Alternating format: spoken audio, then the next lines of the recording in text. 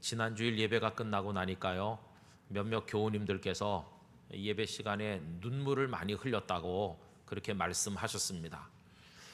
지난 주일날 우리가 나눴던 말씀은 멍에를 지는 마음이라는 주제의 말씀이었습니다. 바벨론의 느부갓네살 왕의 침략을 받아서 사랑하는 이들이 포로로 끌려가고 이제 조금 남아있던 유다 백성들에게 하나냐라는 거짓 선지자가 나타나서 그들이 듣고 싶어하는 예언을 해주었습니다. 이제 바벨론의 멍에를 하나님께서 꺾으실 것이고 2년 안에 끌려갔던 포로들이 되돌아오고 빼앗겼던 모든 것들을 되찾게 될 것이라고 이야기를 해주었습니다. 사람들은 하나냐의 예언을 듣고 흥분했고 열광했습니다. 그리고 그대로 이루어지기를 간절히 소망했습니다. 그러나 현실은 그들의 바람과는 달랐습니다.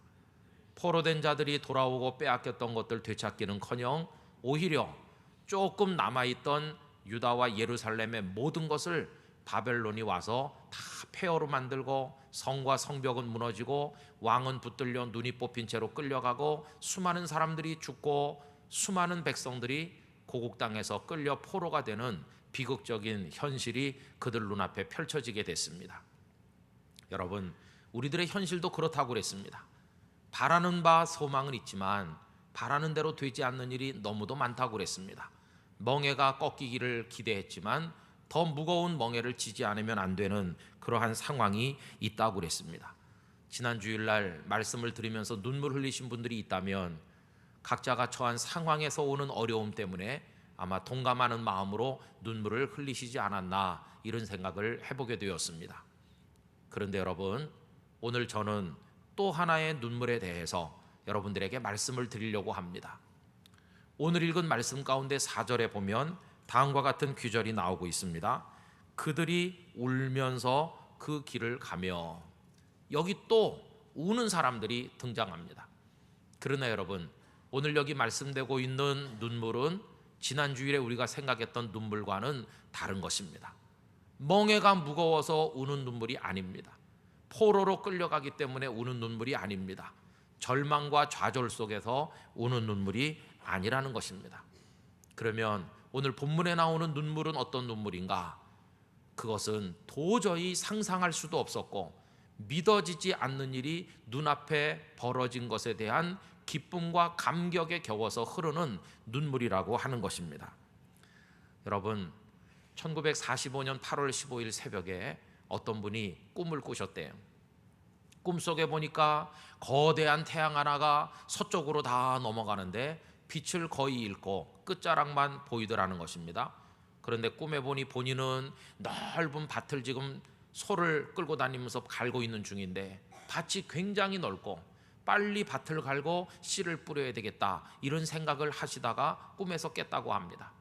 아침에 일어나서 아버님에게 꿈 얘기를 했더니 아버님께서도 나도 네 나이가 되었을 무렵에 태양에 대한 꿈을 꾼 적이 있단다. 어느 날 꿈을 꾸니까 동쪽에서 태양들이 여러 수십 개가 확 올라오는 꿈을 꿨는데, 그리고 얼마 있으니까 일본의 일장기가 우리나라 산천 곳곳에 걸린 게 아니겠느냐, 그때 일본이 우리를 점령하려고 했던 때였거든. 이렇게 아버님께서 말씀을 하더라는 것입니다. 그러면서 아버님께서 오늘 아침을 먹고 평양 시내에 심부름을 좀 다녀오너라 이렇게 하셔서 이분은 이른 아침을 먹고 20리길을 걸어서 평양으로 심부름을 갔다고 합니다. 결혼해서 살고 있는 누이의 집에 잠깐 들렀다가 전차를 타고 평양 시가지 한복판을 지나가고 있는 중인데 갑자기 전차가 뚝 멈추더니 다 내리라고 하더라는 겁니다. 내려보니 길거리에 사람들이 많이 있고 일본 국가가 흘러나오고 있는데 조금 있다 천황폐하께서 중대 발표를 하니 모든 사람은 잘 들으라고 하더라는 것입니다. 그리고 조금 있다가 떨리는 천황의 목소리가 들렸는데 일본은 무조건 항복을 하고 이제 전쟁은 끝났다는 이야기를 하더라는 것입니다. 다 귀를 의심했고, 아니 이게 무슨 소린가? 얼마 전만 해도 일본이 가는 데마다 승리를 거두고 있고 그들이 꿈꿨던 대동아 공영권이 곧 완성될 거라고 큰 소리 쳤는데 일본은 무조건 항복을 하고 전쟁이 끝났다는 이 얘기가 무슨 얘기인지 도저히 믿어지지를 않더라는 것입니다. 그래서 빨리 가서 아버님에게 이 소식을 전하고자 본인이 다니셨던 숭실학교가 연결되어 있는 그 국도를 따라 걸어 내려가는데 사람들이 다 길바닥에 쏟아져 나와서 누가 먼저 시작했는지 모르지만 대한독립 만세를 막 외치면서 눈물을 줄줄 흘리고, 그리고 아는 사람 모르는 사람 가릴 것도 없이 막 서로 얼싸안고 끌어안고 울면서 만세를 부르면서, 여러분 그게 우리나라가 맞이한 8.15 광복의 평양시가지에서 이분이 경험한 겁니다. 이 글은 연세대학교 명예교수이신 김형석 교수께서 나의 인생, 나의 사랑, 나의 신앙이라고 하는 그 책 속에 남겨준 이야기의 한 토막입니다. 도저히 믿을 수 없는 일이 눈앞에 쫙 펼쳐져서 8.15 광복의 감격을 우리 조상들이 맛보지 않았습니까? 여기도 그 광복의 소식을 들으신 연세가 드신 분들이 있을 것이라고 생각을 합니다.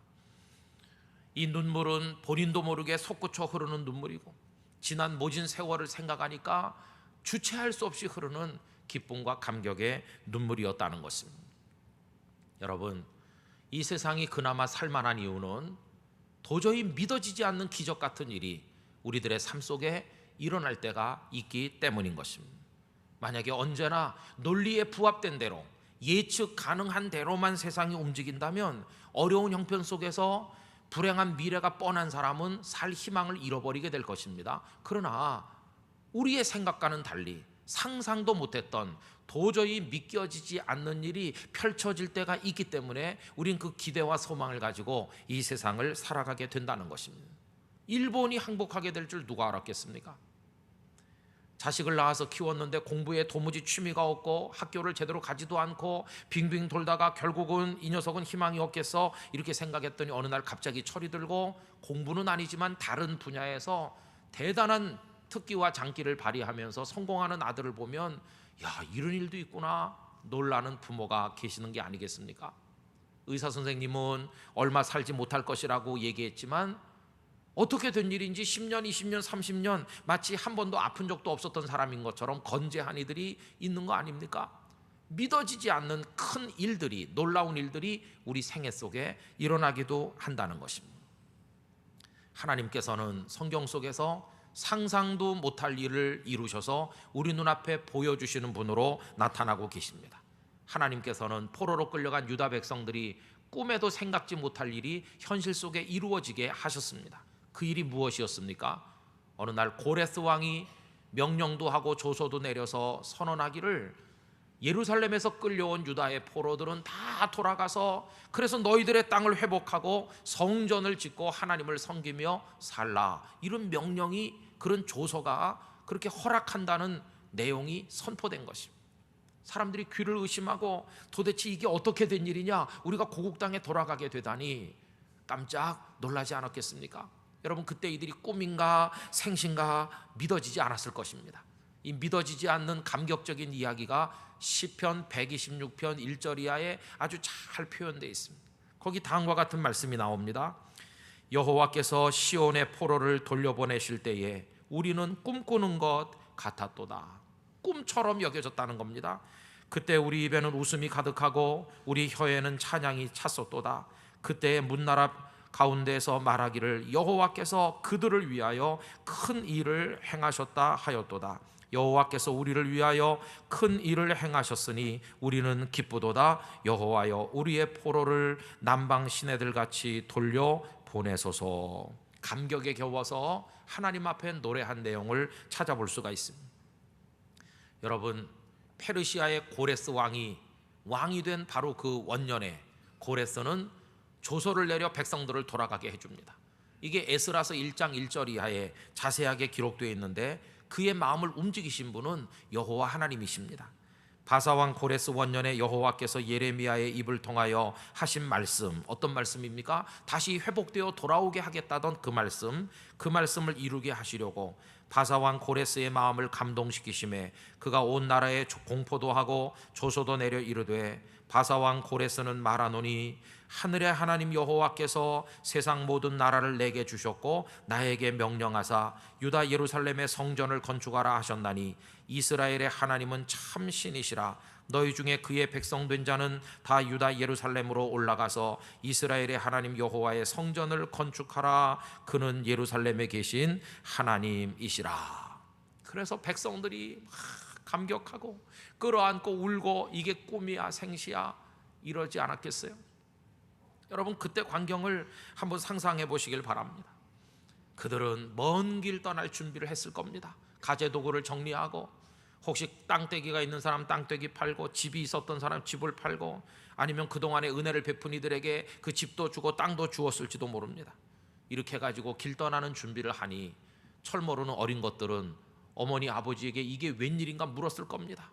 그들은 그 길이 왜 감격스러운 길인지, 그들이 돌아갈 곳은 어떤 곳인지, 왜 돌아가야 되는지에 대해서 예루살렘에 도착하는 그날까지 내내 사랑하는 아이들에게 그 의미를, 하나님의 은총을 설명했을 겁니다.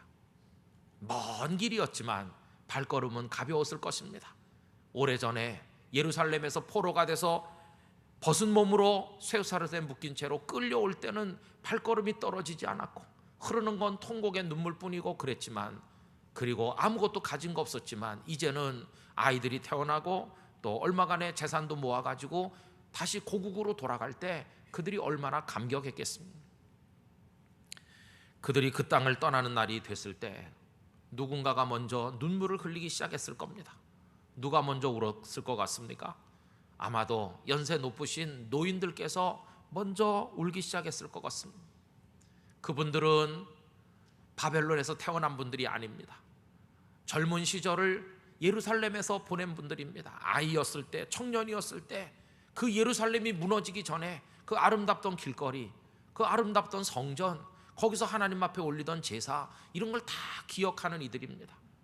그렇게 초라하게 무너질 줄 몰랐는데 무너졌고 자기들은 잡혀서 이곳으로 끌려온 기억이 아직도 생생한데 다시 돌아가게 되다니 이게 꿈인가?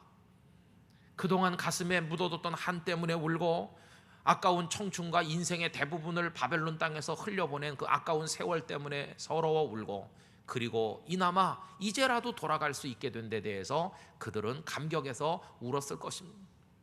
부모로부터 그 가슴에 묻힌 한의 이야기를 듣고 또 들었을 그 자식들은 부모님의 눈물에 전이 돼서 또 자식들도 울고, 철 모르는 어린 것들은 아빠 엄마가 우니까 또 같이 울었겠죠. 그래서 그 행렬은 이상한 행렬이 됐을 겁니다. 키득키득 웃다가 또 울다가 또 그다음 웃다가 또 울면서 길을 재촉하는 이상한 귀한 행렬이 되어 그들은 예루살렘으로 돌아오게 되었다는 것입니다. 오늘 저는 유다 백성들, 돌아오는 백성들의 눈에서 흘러내린 이 감격의 눈물이 오늘 우리 교우님들의 눈에도 흐르게 되기를 기원합니다. 지금까지는 잃어버린 상실 때문에 우셨다면 이제는 다시 얻은 것 때문에 감격해서 울게 되시길 바랍니다. 지금까지는 멍에가 무거워서 울었다면 이제는 그 멍에를 꺾으시고 벗겨주신 은혜 때문에 고마워서 울게 되기를 원합니다. 지금까지는 절망하면서 울었다면 이제는 그 절망이 눈앞에 현실로 소망이 되어 나타난 것 때문에 기뻐서 하나님 앞에 우는 그런 또 하나의 눈물이 여러분들에게 있게 되시기를 간절히 기원합니다. 하나님의 은혜 때문에 울고, 감사해서 울고, 회복된 이 구원의 기쁨 때문에 뜨거운 눈물로 하나님을 찬송할 수 있는 그런 축복이 우리에게 임하기를 간절히 기원하는 것입니다. 여러분, 하나님께서는 이 일을 이루시기 위해서 무엇을 하셨습니까? 하나님께서 하신 일은 영원히 무너지지 않을 것처럼 보였던 그 바벨론이라는 나라를 무너뜨리는 것, 그 하나님께서 하신 것입니다. 아무도 바벨론이 무너질 줄 상상하지 못했습니다. 여러분, 느부갓네살이 통치하던 바벨론은 영원할 것처럼 보였습니다. 느부갓네살은 주전 605년부터 562년까지 무려 43년을 제위하면서 주변 나라를 다 점령하고 엄청난 건축 공사를 하고 나라를 반석 위에 세운 인물입니다. 그가 건축한 것 가운데 고대의 그 7대 불가사의 중에 들어있는 소위 공중정원이라는 것도 있습니다. 바벨론 성을 새로 쌓았는데 이중으로 된 성벽이 있었습니다. 성벽 하나는 그 폭이 7m, 하나는 4m였습니다. 그리고 18 내지 20m마다 높은 망대가 있어서 적을 감시할 수 있었고 적을 향해 화살을 날릴 수가 있었습니다. 그리고 성 바깥에는 깊고 넓은 해자를 파서 물이 넘실거렸습니다. 성 안에 들어가려면 해자의 다리가 내려오면 그 다리를 넘어 성벽을 2개를 통과해야 성 안에 들어올 수 있었고, 그 안에 느부갓네살이 버티고 있었습니다. 당시 사람들은 이 성이 세계의 중심이라고 해서 세계의 배꼽이라고 불렀을 정도고, 그리스의 역사가였던 헤로도투스는 바벨론 성을 가리켜 지금까지 존재했던, 지금까지 우리가 알고 있는 그 어떤 성보다 강하고 아름다운 도성이라고 극찬했을 정도로 이 바벨론 성은 대단해 보였습니다. 그는 거기서 천하를 호령하면서 주변 나라를 압도했습니다. 그런데 하나님께서 그 바벨론을 무너뜨리신 것입니다. 하나님이 무너뜨리시자 바벨론은 속절없이 무너져 내렸어요. 느부갓네살 이후 몇 년 가지 못하고 바벨론이 망하게 됩니다. 오늘 말씀에서 이미 그걸 경고하고 있습니다. 2절 말씀 다 같이 함께 읽어보실까요? 너희는 나라들 가운데 전파하라, 공포하라, 깃발을 세우라, 숨김이 없이 공포하여 이르라. 바벨론이 함락되고 벨이 수치를 당하며 무로닥이 부스러지며 그 신상들은 수치를 당하며 우상들은 부스러진다 하라. 여러분, 영원할 것처럼 보였던 바벨론은 어떻게 무너집니까? 3절 다 같이 읽습니다. 이는 한 나라가 북쪽에서 나와서 그를 쳐서 그 땅으로 황폐하게 하며 그 가운데 사는 자가 없게 할 것임이라. 북쪽에서 나오는 한 나라가 와서 이 바벨론을 무너뜨린다. 북쪽에서 오는 한 나라, 그것은 메대와 바사, 페르시아의 연합군을 말하고 궁극적으로는 페르시아 제국을 말하는 겁니다. 그리고 그 고레스는 페르시아의 첫 번째 왕이고, 그가 바벨론을 무너뜨리고 천하 위에 군림한 이후에 명령을 내려서 유다 백성들은 누구든지 예루살렘으로 돌아가 하나님의 성전을 짓도록 그렇게 했던 것입니다. 여러분, 그 누구도 무너뜨릴 수 없는 강적도 하나님께서는 무너뜨리십니다. 하나님은 그런 일의 명수이십니다. 도저히 넘을 수 없을 것처럼 보였던 홍해 바다를 이스라엘 백성 앞에 갈라주신 분이 하나님 아버지십니다. 도저히 무너뜨릴 수 없을 것처럼 보였던 여리고성을 백성들의 눈앞에 무너지게 하신 분이 우리 아버지 하나님이셨습니다. 뿐만 아니라 그 거대한 40일 동안이나 나와서 이스라엘 백성들과 하나님을 못 오가던 거대한 장군 골리앗을 어린 소년 다윗 앞에 쓰러뜨리신 분이 하나님 아버지셨습니다. 하나님께서 깨뜨리시면 깨지지 않을 게 없고, 하나님께서 무너뜨리시면 무너지지 않을 게 없는 줄로 믿습니다. 그 하나님께서 그 권능으로 여러분들의 인생을 위협하는 적들을 깨뜨려 주시기를 기원합니다. 여러분들의 가정을 위협하는 적들을 무너뜨려 주시기를 원하는 것입니다. 부부 사이의 갈등도, 우리 부부는 이제 행복할 수 없다고 절망하는 그 절망이라는 장벽을 하나님이 깨뜨려 주셔서 행복한 부부가 되시기를 바랍니다. 우리 아이는 희망이 없는 것 같아. 이 절망감의 장벽들을 하나님께서 부숴주시기를 간절히 기원합니다. 교회를 에워싸고 있는 환경들도, 이 적들도 무너뜨려 주시길 바랍니다. 교회 부흥을 가로막는, 부흥될 수 없을 거라고 생각하는 이 좌절감의 장벽도 하나님께서 다 깨뜨려 주시기를 간절히 원하는 것입니다. 이런저런 이유를 얘기하면서 영도는 여러 가지 어렵고 부산은 뭐 이렇고 저렇고 해서 안 될 거라고 말하는 이런 이상한 좌절감과 패배주의의 장벽들이 하나님의 손에 의해서 다 부서지는 그런 일들을 우리가 볼 수 있기를 간절히 소원합니다. 여러분, 바벨론의 멸망과 유다 백성들의 예루살렘 귀환은 어느 날 하나님께서 즉흥적으로 갑자기 이루신 일이 아닙니다. 이미 그것은 정해져 있었습니다. 아직 예루살렘이 다 무너지기 전에, 앞으로 예루살렘이 무너질 거라고 예레미야가 예언하던 그때 벌써 바벨론이 장차 멸망할 것이며 그때 유다가 귀환하여 돌아올 거라는 것까지 함께 하나님께서는 예레미야를 통해 말씀했습니다. 이미 그것은 다 작정돼 있었던 것입니다. 하나님께서는 유다의 멸망과 바벨론에서 끌려가 포로로 사는 이것을 마치 그들의 죄에 대한 판결문처럼 만드셨습니다. 너희들은 죄를 지었고 그러니 채찍을 맞아 나라가 망하고 바벨론에 끌려가야 된다. 이게 하나님이 그들에게 주신 판결문이었습니다. 그러나 놀랍게도 그 판결문 밑에 너희들을 끌고 가는 바벨론은 멸망할 것이며 너희들은 구원받아 고국 땅으로 돌아오게 될 거라고 하는 그들을 용서하는 사면장도 하나님께서는 함께 준비해 놓고 기다리고 계셨다는 것입니다. 여러분, 우리는요, 어쩌면 재수가 좋으면 잘 풀리면 구원 받을는지도 모르는 그런 존재가 아닙니다. 저와 여러분은 이미 하나님의 자녀입니다. 우리에게 영원한 생명은 이미 약속되어 있습니다. 하늘나라는 이미 우리들의 것입니다. 우리들의 이야기는 슬픔의 이야기로 계속 반복되는 것이 아니라 해피 엔딩으로 끝나도록 하나님께서 이미 준비해 놓고 계신 줄로 믿습니다. 하나님은 우리들의 편이십니다. 그래서 우리는 하나님께서 우리를 위해 이루실 그것을 생각하면서 소망 가운데 전진해야만 할 것입니다. 이 믿음이 우리 안에 불부터 오르게 되기를 간절히 기원합니다. 여러분, 하나님께서 우리를 위해 이루실 큰 일을 믿음의 눈으로 바라본다면 어떻게 살아야 되겠습니까? 그냥 주저앉고 포기하고 다 버려야 되나요? 그렇지 않습니다. 지금은 어렵지만 반드시 바벨론을 깨뜨리시고 우리를 돌아오게 하실 줄 믿습니다. 그 믿음으로 오늘 우리에게 주어진 삶에 도전적으로 임하여 살아가야만 한다는 것입니다.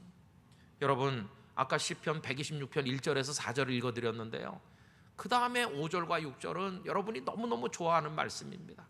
거기 뭐라고 했는지 우리 화면을 보면서 다 같이 읽어보겠습니다. 눈물을 흘리며 씨를 뿌리는 자는 기쁨으로 거두리로다.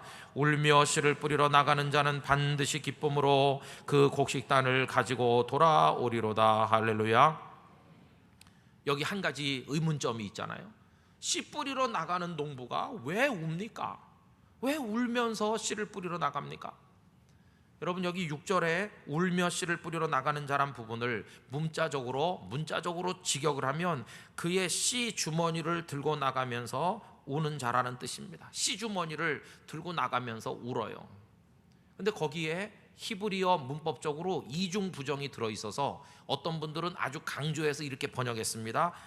울지 않고는 그의 발걸음을 옮겨놓지 않는 자, 이렇게 번역을 했어요. 눈물이 없이는 못한다는 겁니다. 그 눈물은 어디서 비롯된 것입니까? 한번 상상해 보세요. 여러 해 동안 흉년이 계속됐습니다. 아무리 밭 갈고 씨 뿌려도 안 됐습니다. 그래서 옆집 뒷집 할 것 없이 그 땅을 버리고 농사를 포기하고 다 떠나갔습니다. 그러나 이 사람은 그 땅을 포기할 수 없습니다. 이건 내 생활 현장이고 조상적부터 물려받은 기업인데 내가 어떻게 이 땅을 포기할 수 있나? 눈물 흘리면서 꼭 참고 그 땅을 지킵니다. 그리고 내년에 농사를 위해서 곡식 종자를 다 싸가지고 이렇게 매달아 놨습니다. 배가 고프지만 촉은 모피로 연명해 가면서도 그 곡식 종자는 지킵니다. 어린 것이 와서 아빠 배고프다고 그래도 저걸로 밥해 먹으면 안 돼, 그래도 안 된다고 하면서 그걸 아꼈습니다. 다시 봄이 돌아와서 밭을 갈고 이제 씨를 뿌리러 나가는 겁니다. 그 씨 주머니를 들고 나갈 때 이게 어떤 종자인가? 어떻게 내가 여기서 참았나? 그러면서 씨 뿌리면서 눈물을 같이 뿌릴 수밖에 없습니다.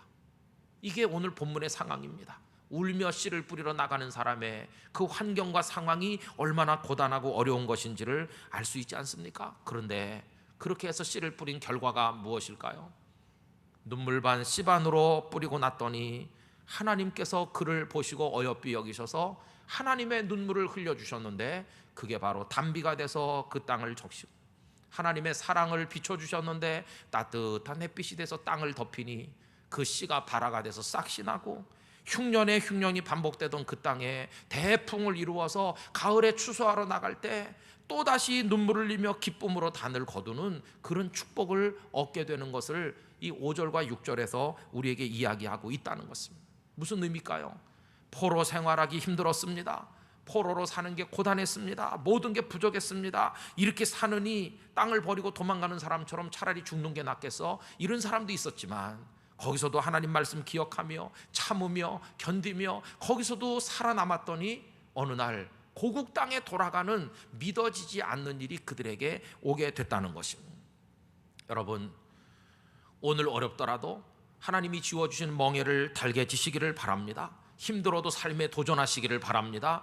성적이 오르지 않아도 또 책상머리에 앉아야 되고, 풀리지 않아도 또 출근해야 되고, 장사를 해야 되고, 사업을 해야 되고, 그리고 어려운 일이 많지만 복음을 전도하면서 우리에게 주어진 사명의 삶을 살아나가야만 한다는 것입니다. 때가 되면 추수할 날이 올 것입니다.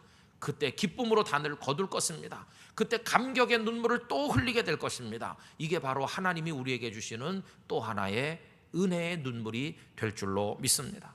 지금은 눈앞에 보이는 게 아무것도 없을지라도 그래도 거기 서서 복음을 위해 살겠노라고 다짐하던 이 땅에 장로교 선교사로 처음 오신 언더우드 목사님의 기도처럼 우리가 기도하며 나가야 되는 것입니다.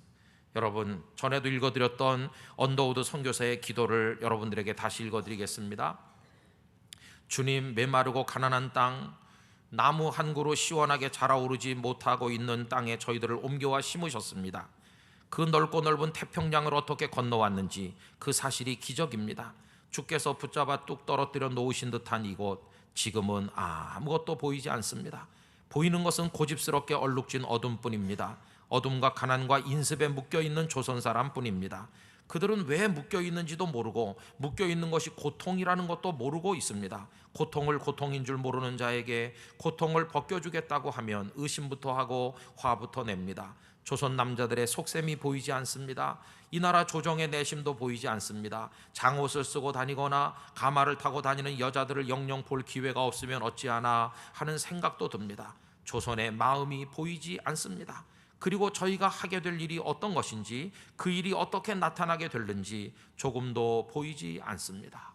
캄캄하고 너무나 무지한 백성들이 사는 이 땅에 와서 뭘 어떻게 해야 될지 깜깜한 겁니다.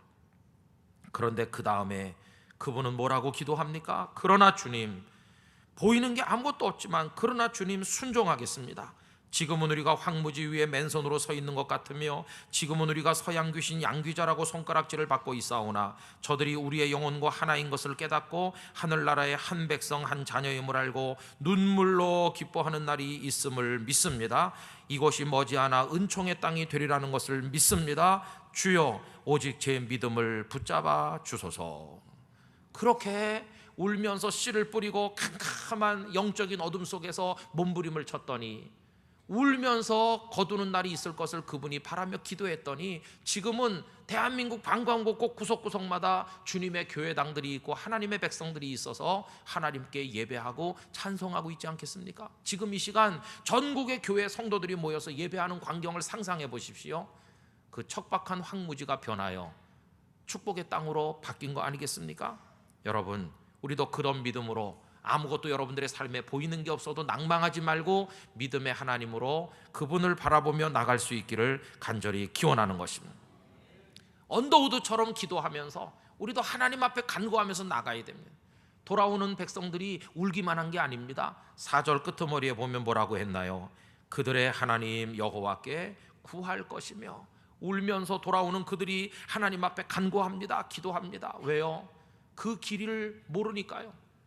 포로로 끌려간 사람들, 어렸을 때 젊었을 때 끌려간 사람들, 하도 비통해서 끌려가다 보니 이 길로 다시 돌아오게 될 줄 상상도 못했고 길을 보아두지도 않았고, 보아뒀다고 할지라도 몇십 년 지나니 방향도 가늠할 수 없었을 거 아닙니까? 갈 길을 모르니 기도할 수밖에요.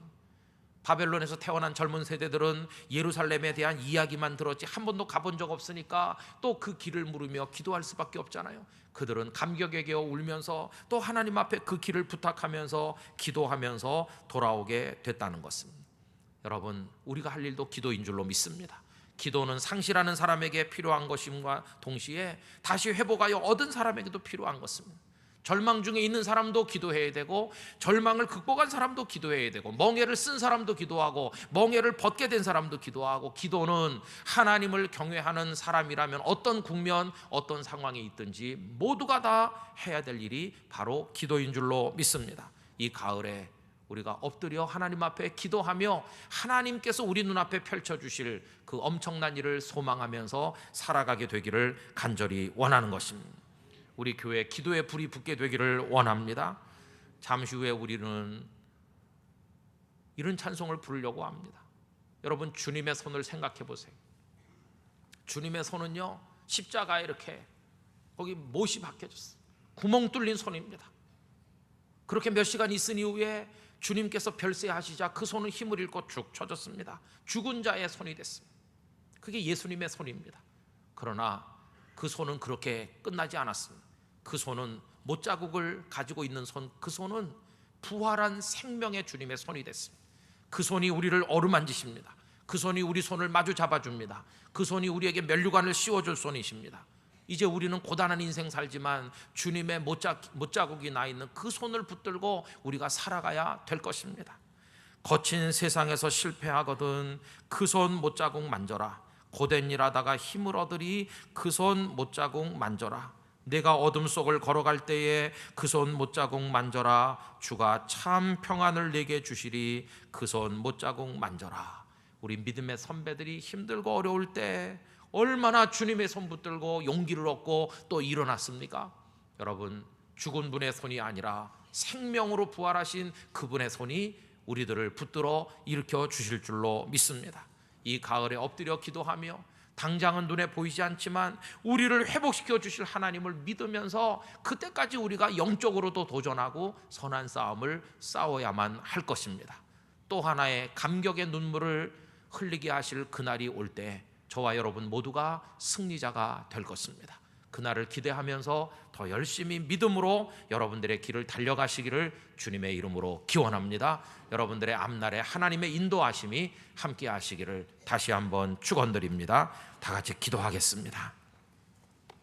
하나님 아버지, 절망 가운데 빠져 있고 모든 소망이 끊기고 상실되고 잃어버린 것밖에 없어서 우는 것이 아니라 회복되고 멍에를 벗겨주시고 돌아오게 하시고 건져주심에 감사하여 우는 또 하나의 눈물이 우리에게 있게 하여 주시옵시고, 그날이 오기까지 예수님의 못자국 난 손을 붙들고 일어서게 하여 주시옵소서. 기도하게 하여 주시옵소서. 우리 교우들을 붙들어 달라고 다 같이 한 목소리로 부르짖어 기도하겠습니다. 거룩하신 아버지 하나님, 오늘 2부 예배 시간에 저희들로 하나님의 말씀을 같이 나눌 수 있도록 은혜 내려주셔서 감사합니다. 아버지 하나님이시여, 포로가 되어 끌려가면서 울었던 그들이지만 이제는 돌아오면서 울게 됐습니다. 하나님은 믿어지지 않는 일을 그들에게 이루셔서 또다시 그들로 감격하여 울게 만드셨습니다. 아버지 하나님이여, 우리가 지치고 피곤하지만 예수님의 손을 붙들고 못자국 난 그 손을 붙들고 전진하게 도와주시기를 원합니다. 그래서 도전하고 믿음으로 극복해 나가며 하나님의 영광의 그날을 바라보는 우리 교우들이 다 될 수 있도록 아버지여 역사하여 주시옵소서. 저희를 긍휼히 여겨 주시옵소서. 포로가 되어 끌려가면서 울던 그 눈에서 이제는 구원받아 귀환하며 기쁨으로 우는 눈물이 흐르는 것처럼 우리 교우들에게 믿어지지 않는 놀라운 기적 같은 일들을 허락하심으로 감격에 겨워 우는 축복이 있도록 도와주시기를 원합니다. 그때까지 주님의 못자국 난 손을 꼭 붙들고 절망하지 말고 일어나서 달려가게 하여 주시옵소서. 기도하며 나갈 때 우리 교우들에게 은총 허락하여 주시옵소서. 예수님의 이름으로 기도하옵나이다. 아멘.